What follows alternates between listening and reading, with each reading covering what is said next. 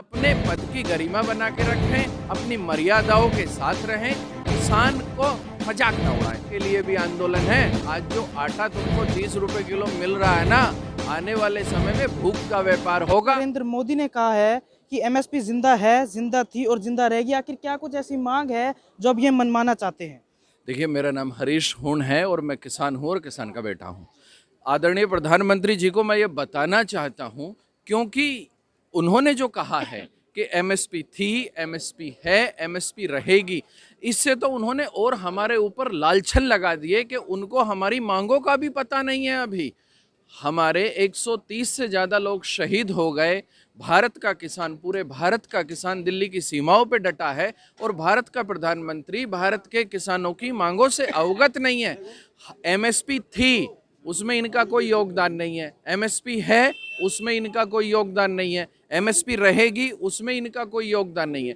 किसान मांग रहा है एमएसपी पर गारंटी की खरीद का कानून, कि आप एमएसपी जो निर्धारित करते हैं, हमारी फसल का जो रेट है सरकार निर्धारित करती है। किसान कहता है कि जो रेट सरकार ने निर्धारित किया, मेरी फसल उस रेट पर बिकनी चाहिए। यदि उससे नीचे कोई भी खरीदता है, चाहे वो व्यापारी खरीदता है, चाहे कोई कॉरपोरेट, चाहे कोई आम जन, चाहे सरकार, जो भी खरीदता है वो कानूनन अपराध के दायरे में आना चाहिए, उसको सजा होनी चाहिए।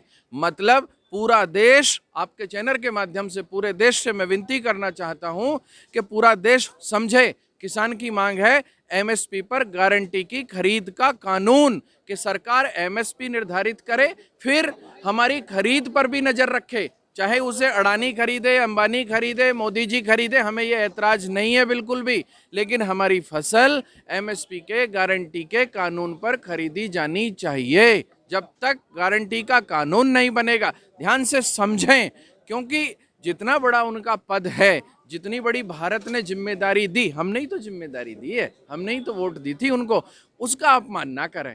अपने पद की गरिमा बना के रखें, अपनी मर्यादाओं के साथ रहें, किसान को मजाक ना उड़ाएं। भारत का जिस तरह से, जितनी कुटिल मुस्कुराहट से वो कल संबोधन कर रहे थे भारत के किसान का, वो शोभा नहीं देता।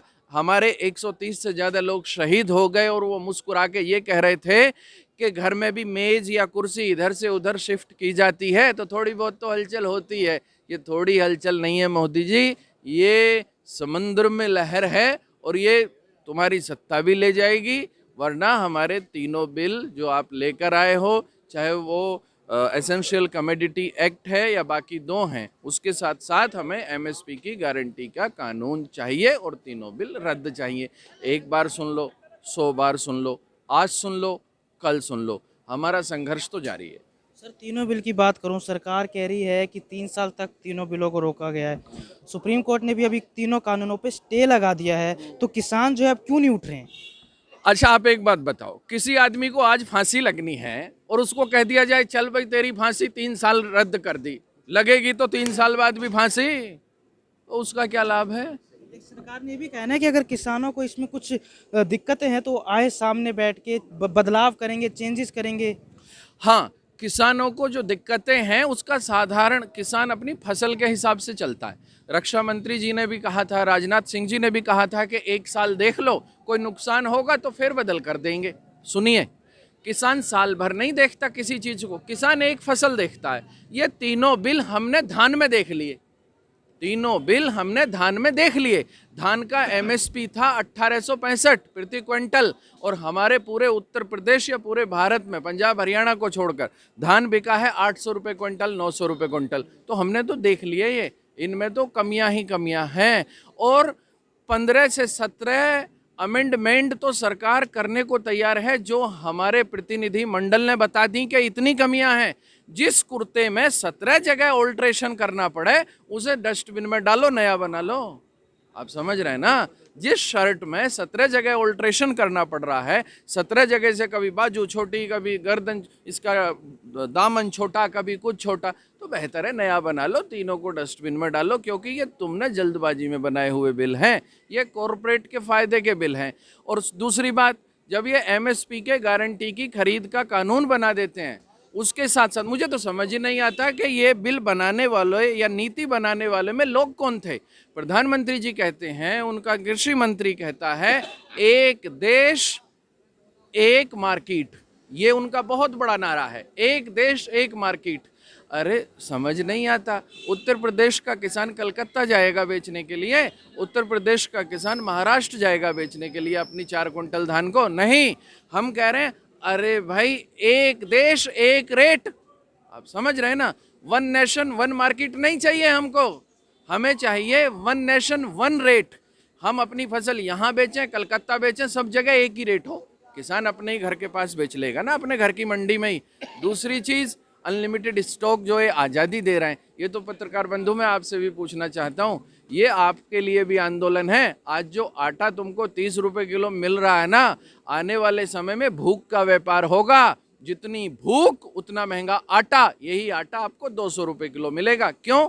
एसेंशियल कमोडिटी एक्ट में जो अमेंडमेंट है 1955 में, उसमें असीमित खाद्य पदार्थों की आज़ादी दे दी जाती है, और जब खाद्य पदार्थों की असीमित आज़ादी दी जाएगी तो महंगाई भी असीमित आएगी। आएगी या नहीं आएगी, आप बताओ ना। तो ये तो आम जन का भी आंदोलन है, किसान तो अपना पेट भर भी लेगा।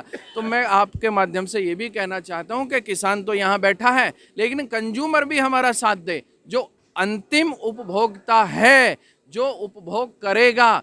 क्योंकि आप ये समझो, पूरे देश का अनाज यदि किसी कॉरपोरेट ने स्टॉक कर लिया तो देश की भूख के साथ सौदा होगा या नहीं होगा? अब आगे समझो, वर्तमान सरकार ये कहती है कि 80 करोड़ लोगों को मुफ्त में राशन दिया जा रहा है। भारत उस मुहाने पे खड़ा है, उस दरवाजे पे खड़ा है। अब ये बताओ, पूरे देश का अनाज यदि कॉरपोरेट ने स्टॉक कर लिया तो वो 80 करोड़ लोगों को कहाँ से राशन दिया जाएगा? हमें ये बता दो। ये राशन की दुकानें बंद करने की फिराक में है, जिस तरह से इन्होंने गैस की सब्सिडी खत्म कर दी। पहले कहा खाते में जाएगी, चलो खाते में आ गई, अब खत्म हो गई। ऐसे ही एक शांता कुमार की रिपोर्ट है, मैं आपको बताना चाहता हूँ यदि आपके ज्ञानवर्धन के लिए। ये शांता कुमार की रिपोर्ट लागू करना चाहते हैं, ठीक है। ये शांता कुमार की रिपोर्ट ये कहती है कि लोगों के अकाउंट में सीधा पैसा भेजो, आप ये चावल, सस्ता आटा, सस्ता चना बेचना या देना बंद करो। और किसान क्या चाहता है? स्वामीनाथन आयोग की रिपोर्ट लागू हो। तो ये लड़ाई है, सरकार चाहती है शांता कुमार, हम चाहते हैं स्वामीनाथन। हाँ पूछे। मेरा आखिरी सवाल सर ये है, सरकार कहती है कि 3 साल तक इसको रोक देंगे, एमएसपी पर कोई कानून ही नहीं है, एमएसपी किसान की जिंदा थी, जिंदा है और जिंदा रहेगी। आखिर क्या मांग है और कब तक आप उठेंगे यहाँ से? भैया फिर वही घुमा घुमा के आप वही सवाल पूछ रहे हो, कान ऐसे पकड़ो या ऐसे पकड़ो। एमएसपी जिंदा थी, जिंदा है, जिंदा रहेगी, इसमें पिछले 6 साल की जो सरकार है, मोदी जी की सरकार का कोई योगदान नहीं है। हमें एमएसपी की गारंटी का कानून चाहिए। इन्होंने रेट तो निर्धारित कर दिया, लेकिन उस रेट पे बिकता तो नहीं है। किसान के साथ तो ये अत्याचार हो रहा है। पूरे भारत में 6% खरीद होती है एमएसपी पर। बाकी किसान की 3 मजबूरियां हैं जिनका हर व्यापारी फायदा उठाता है। पहली मजबूरी, किसान को खेत खाली करना पड़ता है अगली फसल के लिए। दूसरी मजबूरी, बेचारा किसान कर्ज में दबा होता है, जो कर्ज लेकर फसल तैयार करता है उसके बाद उसे वो कर्ज भी लौटाना है, फसल तैयार हो गई। तीसरी मजबूरी है कि वो स्टॉक नहीं कर सकता, आज ही उसे बेचना होगा। हमारी 3 मजबूरियों का फायदा व्यापारी उठाता है, और इन्हीं मजबूरियों के कारण किसान को अपना जो फसल है वो उसी दिन बेचनी पड़ती है।